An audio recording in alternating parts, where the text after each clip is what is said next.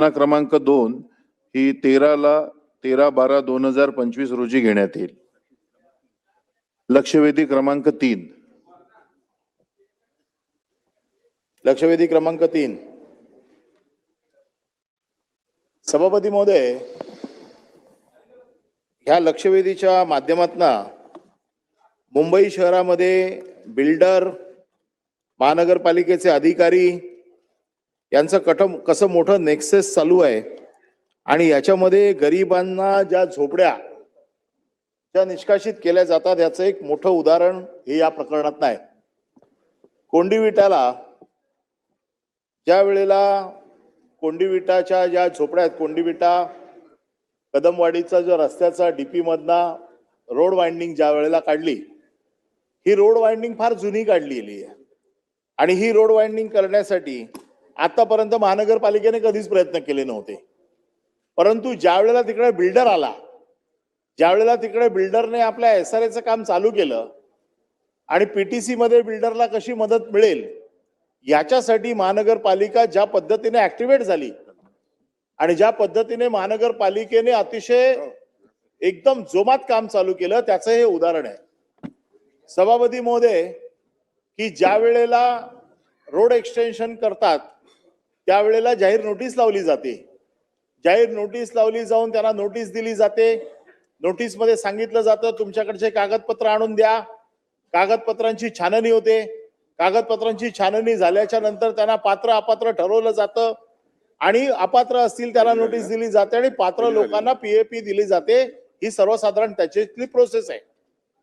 परंतु यामध्ये जे काय आता हे या कदमवाडीच्या प्रकरणात चालू आहे, या कदमवाडीच्या प्रकरणामध्ये ज्या वेळेला वॉर्ड ऑफिसर नितीन शुक्ला, तिकडचे सहाय्यक अभियंता भूषण राणे, उप अभियंता विशाल कोकाटे यांनी कुठलीही प्रोसेस न फॉलो करता लगेच ताबडतोब नोटीस बोलून एकेकाला बोलवून हे सगळे तुम्ही अपात्र आहात, तुमच्या झोपड्या आता तोडल्या जातील.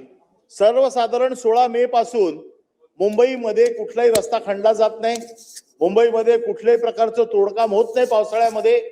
परंतु असं असताना 3 दिवसामध्ये ताबडतोब तुमच्या घरं खाली करा, नाहीतर 3 दिवसात आम्ही तुमची घरं तोडून टाकू, अशा प्रकारे घाबरवून त्यांचे जे एजंट आहेत, हे एजंट त्यांची नावं पण वाचतो मी. या एजंटने प्रत्येक घर, कोणाला 15 लाख, कोणाला 20 लाख, हे घर कैलाश, सचिन, सय्यद, अनवर, मुश्ताक, दिनेश हे सगळे एजंट त्या भागात काम करतात आणि मग प्रत्येक घर ते लोक विकत घेतात. कोणाचं 15 लाखाला घेतात, कोणाला सांगतात तू पात्र असलास तरी तुला माहुलला देऊ, तुला दहिसरला देऊ. आता ती घरपट्टीत हातावरती पोट असलेले लोक आहेत.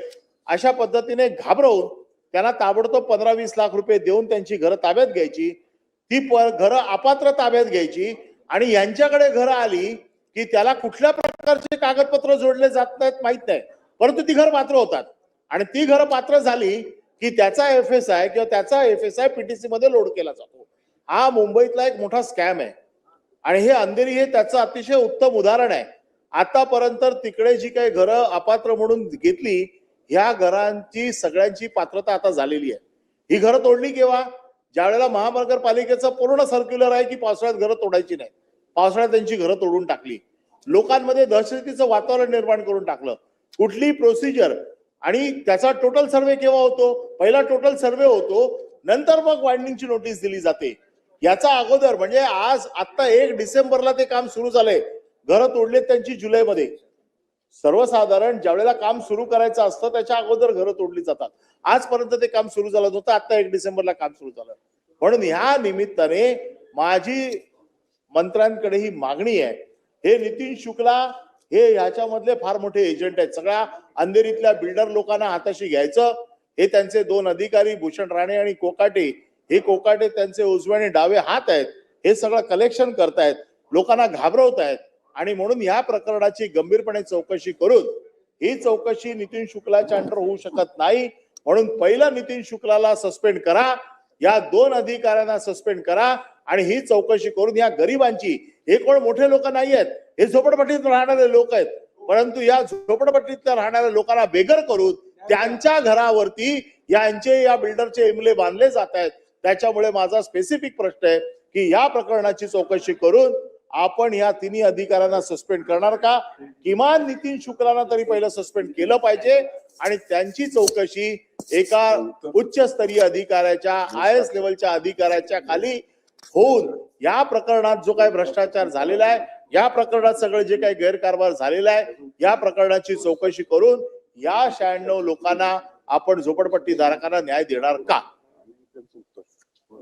सभापती महोदय, सन्मान्य सदस्य अनिल परब साहेबांनी जो मुद्दा या ठिकाणी मांडलाय, मरोळ भागातील कोंडी विटा रस्त्याच्या रुंदीकरणाचा जो विषय होता, त्यांनी सांगितलेली वस्तुस्थिती खरी आहे की 1993 सालामध्ये हा रस्ता मंजूर झाला आणि त्याच्यानंतर त्याचं काम 2020 सालामध्ये सुरू झालं, 2020 सालामध्ये सुरू झालं आणि हे काम सुरू होत असताना 144 झोपड्या ह्या बाधित झालेल्या होत्या.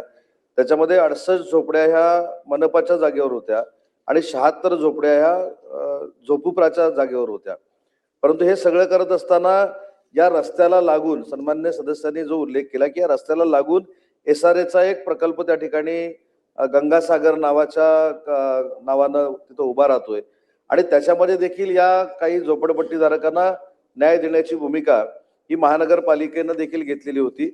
कारण 144 बाधित झोपड्या ज्या होत्या त्याच्यामधल्या 50 झोपड्या ज्या आहेत या अपात्र ठरवण्यात आलेल्या होत्या. 33 झोपड्या त्या कुरार पॅटर्नच्या अन्वये पात्र ठरवण्यात आलेल्या होत्या. 33-12च्या नुसार रिहॅब करण्यात आल्या होत्या आणि 34 लोकांना PAP घेण्यासाठी बोलवलेलं होतं, परंतु त्याच्यामध्ये ते सामील झाले नाहीत आणि 34 लोक PAP मध्ये सामील जरी झालेले नसले तरी त्यांची 34 घरं ही अबाधित तशीच ठेवण्यात आलेली आहेत. परंतु सन्मान्य सदस्यांनी जो मुद्दा या ठिकाणी मांडलाय की ह्या प्रकरणामध्ये 1993 सालामध्ये रस्ता मंजूर झाल्यानंतर 2020 पर्यंत काही होऊ शकलं नाही आणि त्याच्यानंतर ही सगळी कार्यवाही झाली अशी एक शंका सन्मान्य सदस्यांनी या ठिकाणी काढलेली आहे. मी या विभागाचा प्रभारी मंत्री म्हणून आश्वस्त करतो की विभागीय आयुक्तांच्या स्तरावर याची चौकशी केली जाईल. 30 दिवसाच्या आत त्याच्यामध्ये चौकशी केली जाईल आणि 30 दिवसात त्याच्यामध्ये जे कोण सहभागी असतील त्यांच्यावर सस्पेन्शनचे काय जर त्याच्यामध्ये अजून इन्व्हॉल्ड असतील तर त्यांना डिसमिस करण्यापर्यंतची कारवाई केली जाईल. आमचं म्हणणं असं आहे की SRA चालू आहे बाजूला, तुम्ही ह्या इकडचा FSI जो पात्रतेचा जो ह्या लोकांकडनं घेणार आहे तो तिकडे लोड करणार आहात, तर त्यांना तिकडेच घरं देण्यामध्ये काय हरकत आहे? ज्यांना पात्र केलेलं आहे त्यांना देखील माहुलला, त्यांना दहिसरला तुम्ही आश्वस्त करा की त्या लोकांना तुम्ही तिकडेच घरं द्याल. कारण PAP तुमच्याकडे असेही जनरेट होणार आहेत. जर PAP तिकडे जनरेट होत आहे तर तुम्ही त्याला बाहेर कशाला पाठवताय? तुम्ही त्याला तिकडे नियमाप्रमाणे 3 किलोमीटरच्या हद्दीमध्ये तुम्हाला द्यावं लागतं. सभापती महोदय, सन्मान्य सदस्यांनी सांगितलेला मुद्दा अगदी रास्त आहे. त्याच्यामुळे तिथं SRAचा प्रकल्प ऑलरेडी होतोय, त्याच्यातनं PAP क्रिएट होणार आहे. त्याच्यामुळे या प्रकल्पाच्या संदर्भातल्या लोकांना PAP तिथंच देण्याचे निर्देश दिले जातील.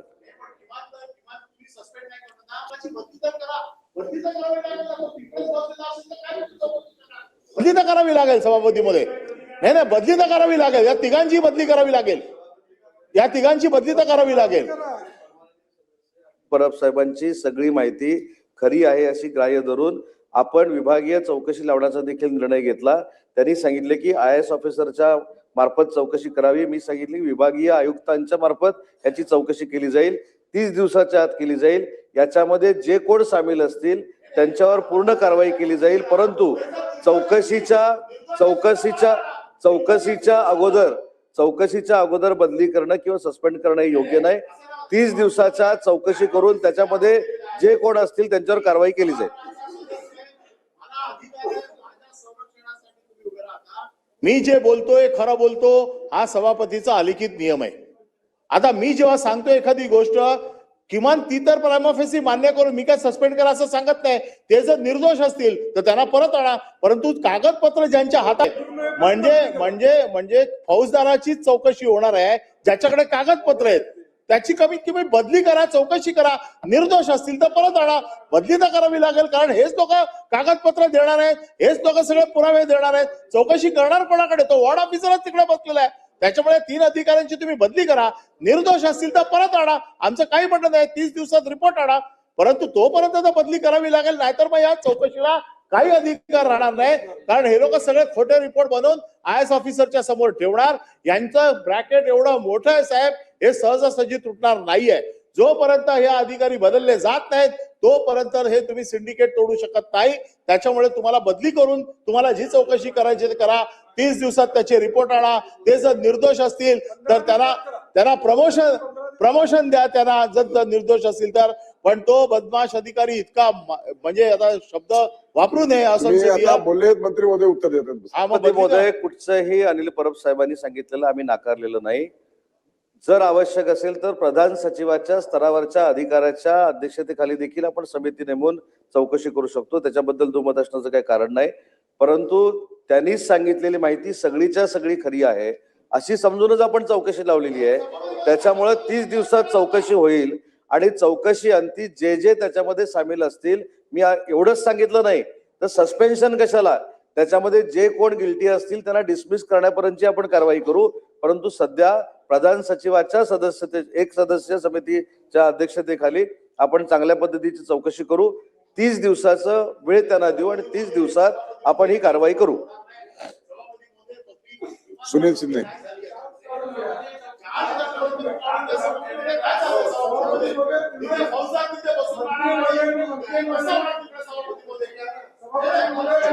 मंत्री महोदयांनी पॉझिटिव्ह बंडी पाटील बोला. सभापती महोदय, मंत्री महोदयांनी पॉझिटिव्ह चौकशी करतो म्हणून सांगितले आणि अगदी 30 दिवसात करतो. आम्ही त्याचं स्वागत करतो. त्याचे निदान त्या पोस्टवरनं बाजूला करा. 30 दिवस तेच कागदपत्र तो अधिकारी देणार असेल तर अर्थ राहणार नाही. मग माझं म्हणणं आहे मंत्री महोदय, 15 दिवसात चौकशी पूर्ण करा. खरं त्या अधिकाऱ्याला बाजूला ठेवून तुम्ही चौकशी केली तर खरी स्थिती तुम्हाला येईल आणि तुम्हालाही वस्तुस्थिती कळेल. तुम्ही जे आज बोललाय त्याला पूरक असं निर्णय होईल. मंत्री महोदय. सभापती महोदय, अनिल परब साहेबांनी, बंटी पाटील साहेबांनी जी वस्तू अनिल परब साहेब खाली बसा. याच्यामध्ये कुठेही आम्ही नकारात्मक भूमिका घेतलेली नाही. कुठच्याही परिस्थितीत मी ते एवढं सांगितलं की प्रधान सचिवाच्या स्तरावर आपण चौकशी करू. पण प्रधान सचिवाच्या स्तरावर चौकशी करत असताना त्याचा हस्तक्षेप कुठेही होणार नाही म्हणून आपण दुसऱ्या डिपार्टमेंटच्या प्रधान सचिवाच्या अध्यक्षतेखाली एक सदस्यीय समिती करतोय. त्याच्यामुळे मला असं वाटतं की त्याच्यामध्ये कुठेही डिस्टर्बन्स त्या छोट्या स्तरावरच्या अधिकाऱ्याचा येणार नाही. मी सांगितलेली वस्तुस्थिती खरी आहे. 30 दिवसामध्ये आपण त्याची चौकशी करू आणि 30 दिवसामध्ये त्याच्यामध्ये जे कोण इन्व्हॉल्ड असतील त्यांच्यावर आपण कारवाई करू. सन्माननीय अनिल परब यांच्या मुद्द्यावरती आम्ही ठाम आहोत. परंतु मंत्री महोदयांच्या उत्तरामध्ये या सगळ्या योजनेमध्ये 33-12 अंतर्गत काही प्रकरणं आहेत. कारण ते अतिरिक्त ट्रॅक बदलत नाही. ठाम बोललो ना, त्याच्यावर ठाम आहे आपण.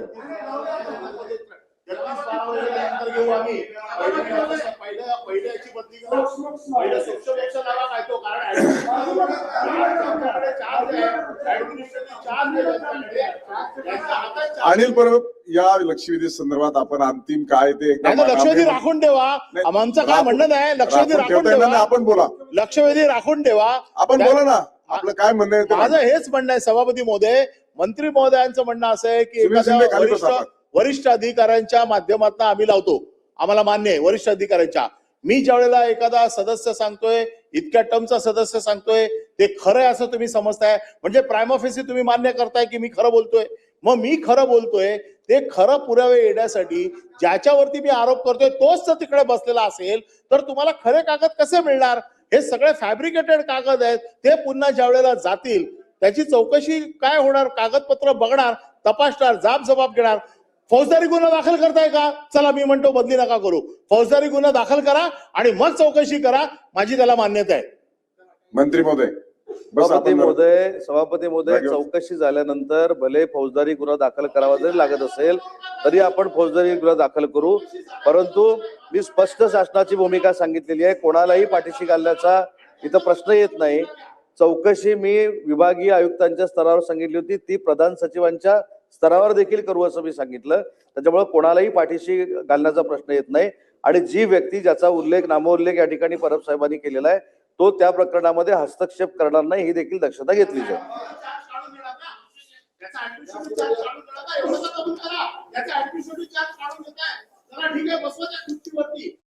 पण विदाउट पॉवर तर बसवा. या चौकशीत त्याचा या हस्तक्षेप चौकशीत त्याचा हस्तक्षेप घेऊ नका ना. नाही सांगितलं संदर्भामधले मंत्री- कुठचेही कागदपत्र त्यामध्ये ते हस्तक्षेप करणार नाहीत. तेवढ्या पुरता जो काही चार्ज आहे तो त्यांचा काढून घेण्यात येईल.